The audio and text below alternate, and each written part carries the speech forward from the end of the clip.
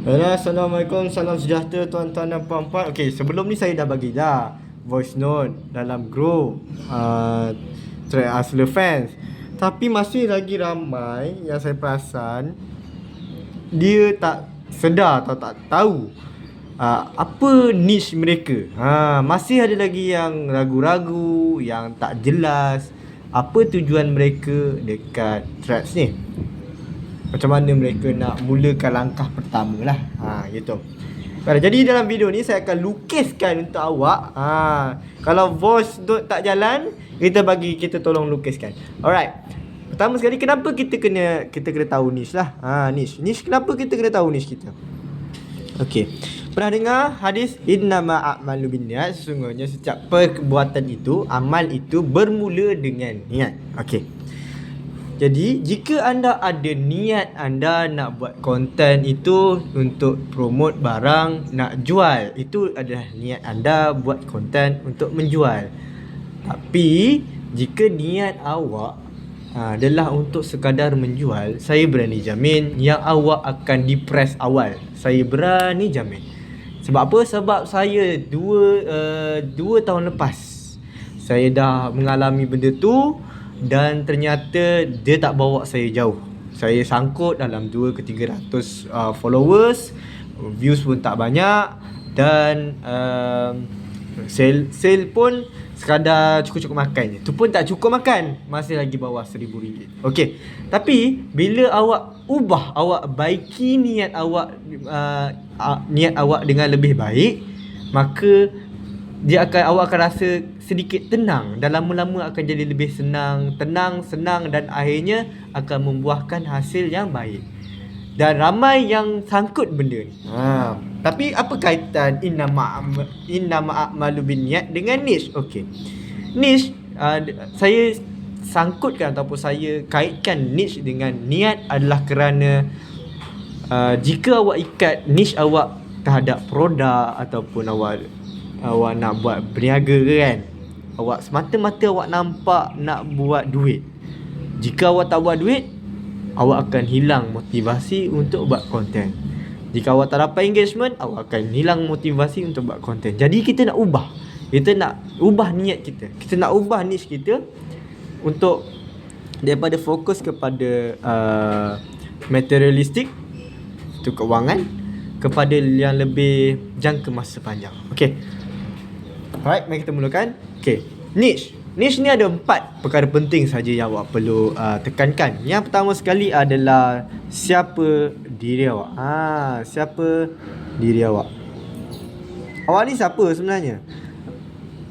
Siapa diri awak ni adalah merujuk kepada, contohlah kan, awak ni student kan. Awak ni student ataupun awak ni cosmetic owner, ataupun awak ni financial planner, ataupun awak ni insurance agent. Awak kena jelas siapa sebenarnya diri awak. Apa yang awak nak sampaikan? Siapa awak buat konten dekat Threads ni sebagai apa? Adakah sebagai seorang agent? Jadi awak kena timbulkan seorang persepsi yang awak ni seorang yang profesional, ataupun awak seorang cikgu. Jadi awak kena mention lah, saya seorang cikgu yang mengajar sekian-sekian. Jadi awak positionkan diri awak sebagai seorang guru. Jika awak jelas siapa diri awak dan awak positionkan secara jelas, terang dan nyata dekat social media, terutamanya dekat Threads, jadi segala gaya penulisan awak, gaya penyampaian awak akan berkiblatkan ataupun bercirikan watak yang awak bawa. Okey. Tapi kalau awak ni bukan cikgu, katakanlah awak ni minat benda financial. Contoh awak minat benda financial ni, tapi awak bukan ambil degree financial, awak bukan accounting, awak bukan sancita, awak tak ada langsung bidang pendidikan akademik dalam financial. Jadi orang kata tak layak lah untuk memberikan nasihat keuangan. Okey, tak apa. Memang betul, orang yang tidak berkelayakan tidak boleh memberi nasihat keuangan kepada orang lain. Dia menyalahi undang-undang. Tapi awak boleh positionkan diri awak sebagai student, ataupun awak position diri awak sebagai regular guy orang biasa yang cuba nak belajar saving ataupun awak posisikan diri awak sebagai seorang tukang sapu sampah yang cuba untuk buat RM 1 juta ringgit. Mungkin macam tu awak posisikan diri awak sebagai orang biasa, kerja pun biasa, tapi awak ada mission. Awak bantu orang untuk dapatkan saving sebanyak RM 1 juta dalam tempoh masa 30 hari. Awak bagi tahulah method awak apa, okey. Itu dia. Kunci awak adalah siapa diri awak. Kalau awak tak kenal diri awak nak harapkan siapa kenal Kalau awak pun tak kenal diri sendiri, macam mana awak nak buat audience awak kenal awak? Jadi kunci dia kat sini adalah awak kena kenal siapa diri awak. Kalau awak tak kenal, maka awak tak tahu. Maka orang tak kenal lah, tak jelas. Awak pun tak jelas awak buat apa, orang pun tak faham apa yang awak nak cuba sampaikan. Awak cubalah jadikan sebagai profesional ataupun regular guy ataupun just a friendly friend,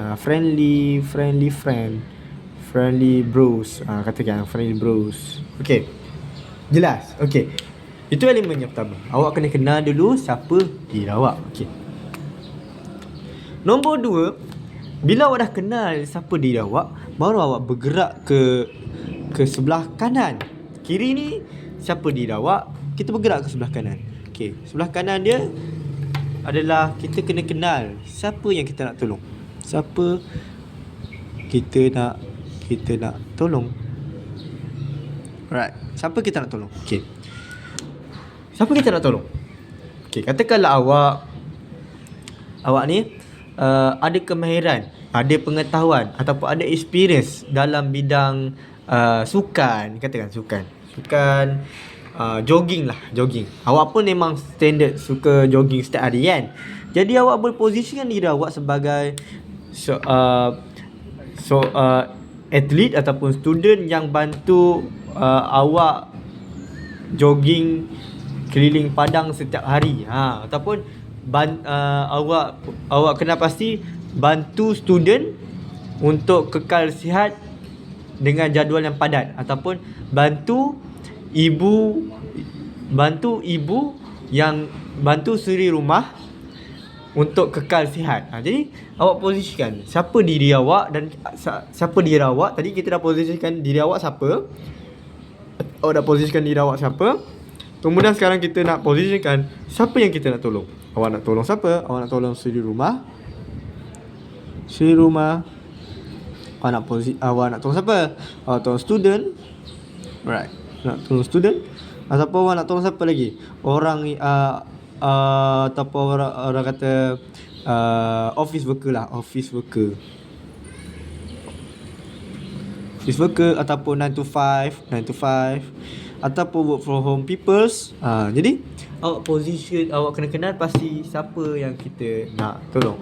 Right, itu elemen nombor 2. Okay, elemen yang ketiga adalah awak kena kenal pasti apa masalah mereka. Pen biru, pen hitam, masalah. Right. Okay, masalah. Okay, sekarang masalah dia apa? Tadi kita dah kenal pasti siapa diri awak dan siapa yang kita nak tolong. Jadi apa masalah mereka? Okay, ataupun bukanlah masalah, dia macam apa harapan mereka, apa impian mereka, apa cita-cita mereka. Jadi awak bagi tahu tadi, contoh saya financial planner ataupun saya bantu, posisikan diri awak sebagai saya bantu suri rumah jana pendapatan RM10,000 sebulan. Jadi awak bagi tahu situ awak bantu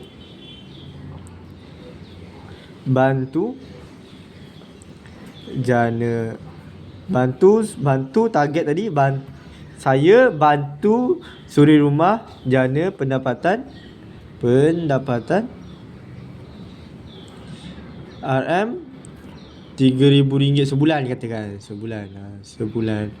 Atau awak katalah bantu atlet, bantu atlet marathon. Lari lebih berapa kilo? 10 kilo katakan 10 kilometer. Ataupun saya bantu lelaki yang takut relationship. So ini niche lah. Jadi awak dah kena tahulah apa yang awak nak bantu. Tadi awak dah kena pasti diri awak.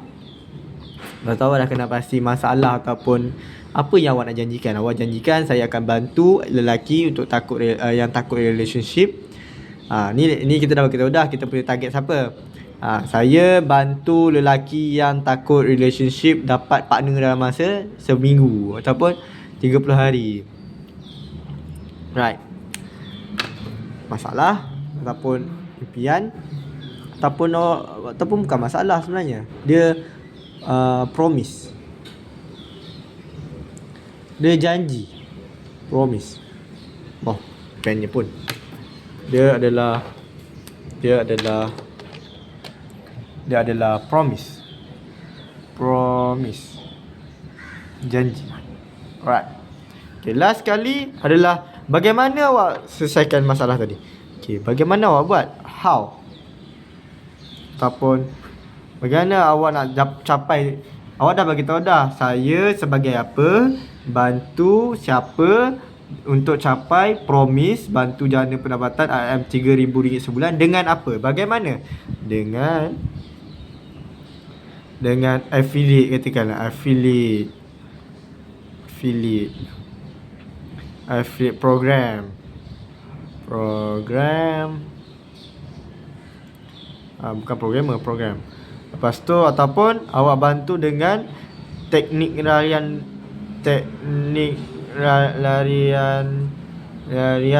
ABC. Katakan. Ataupun awak bagi tahu lagi teknik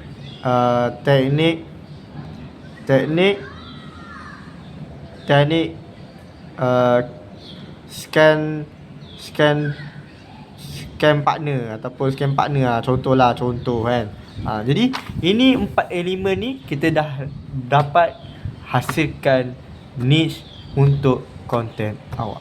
Lagi bagus, lagi spesifik, lagi bagus. Kenapa? Sebab awak baru mula. Awak baru ada 100 viewers, awak baru ada 100 followers. Jadi awak kena be spesifik dululah sebelum awak boleh scale up. Bila awak saya cadangkan macam ni lah.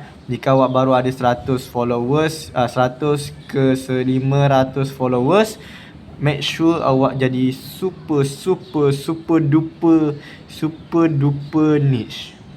Maksudnya super duper niche ni awak betul-betul spesifik. Bila awak dah lepas 1000, baru awak jadi medium mid niche. Maksudnya awak cari lagi audience yang lebih besar lah. Kalau tadi awak bantu marathon untuk lari 10 kilo, sekarang awak buang 10 kilo tu, awak bantu atlet marathon untuk pusing satu Selangor, katakan kan. Ataupun lepas 1000, baru lepas threshold 1000 baru awak boleh buat niche yang super besar. Dia macam si Infinity kan, dia buat macam 10k lah, macam tu lah kan, 10k. Right. Jadi ini adalah niche, pembinaan niche. Jadi macam nak susun dalam bio adalah macam ni. Saya bantu X. Saya bantu X untuk capai Y dengan Z. Ni paling simple lah. Paling simple. Kenapa miau ni kan? Miau tepi, saya nak ambil pen. Okay. Ini saya punya inilah standard niche punya bio. Iaitu saya bantu X untuk capai Y. Okay, X tu apa, Y tu apa, Z tu apa. Okay, X tu adalah ni. X tu adalah kita tolong siapa, iaitu kita punya target market ataupun target person. Y tu adalah promise tadi. Y. Kemudian Z tu adalah how. Z. Right. Okay, perasan tak yang ni saya ni merujuk pada awak. Awak boleh je letak farmasis yang bantu X untuk capai Y dengan Z. Boleh je. Jadi awak kena make sure awak kuasai dulu cara nak basic niche ni. Awak kenal pasti betul-betul dulu, baru awak boleh tergigih nak mencari, baru awak pergi mencari ni lah, macam nak buat hook, macam nak susun threads, macam nak susun content, macam nak planning content, nak buat CTA, nak buat lead magnet, and so on lah. Macam saya buat ni, dia ada banyak tau. Ada banyak tau. Dia macam phase 1 kita ada niche building, kita ada content planning, kita ada post, kita ada sikit post structure dan audience building lah. Miau tepi. Alright, itu saja untuk video kali ni. Agak panjang tapi harap membantu. Sekian, Assalamualaikum.